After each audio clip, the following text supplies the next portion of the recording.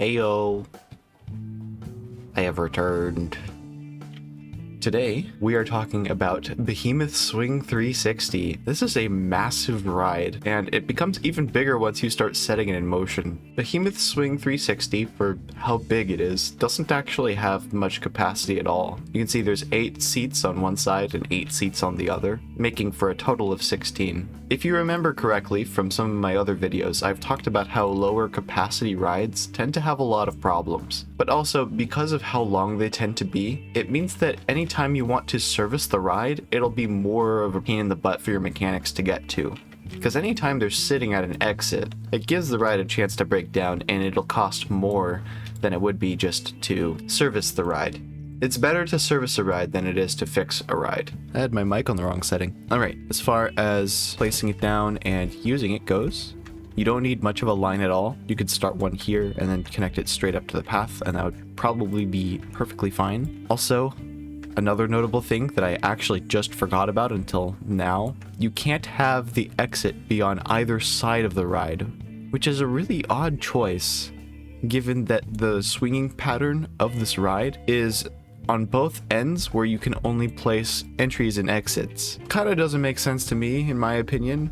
In fact, it makes it really difficult for the mechanic to get here. It means there's more downtime in between every moment that the mechanic is coming to fix the ride. A queue would look something like this, and this is about a little more than 16, but it'll do exactly what you would want it to. You don't need a line longer than that, but having one that's about double that length is probably good, so that you can continue to cycle guests through as they pull up on the queue, so that they don't overload the main path for visual purposes. Of course, at a default, it gets 300 prestige, and the stats are like pretty even across the board. Less excitement than there is fear and nausea, which is not exactly ideal. That's kind of the MO with this ride though. We're going to manipulate this so that it's a little bit better. So a total of 7 ride sequences, alternating reverse loop and loop. If I get this tested, we'll be able to see what the prestige and the outcome of all of this is.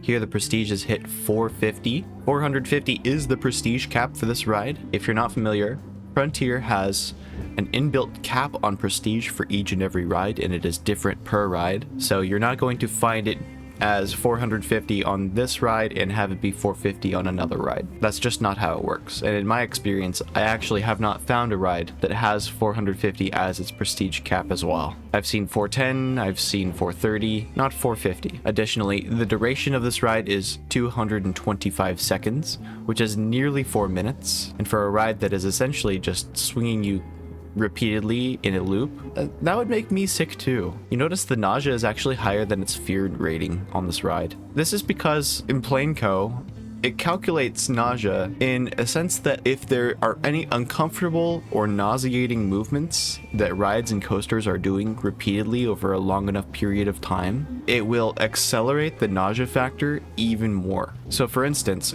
going into a really awkwardly shaped helix over a 10-second course of time can really make your guests sick. Or if any of these thrill rides are abnormally long. Now, the reason that it works okay here, and you would see this number be much worse if it went much longer, to be honest, this is kind of how the ride is built. It's designed to be nauseous in the first place, so it's kind of hard to avoid that. For bargain pricing, we have $25.09. It seems generous when it comes to the fact that the low price per second ends up being around $1.83.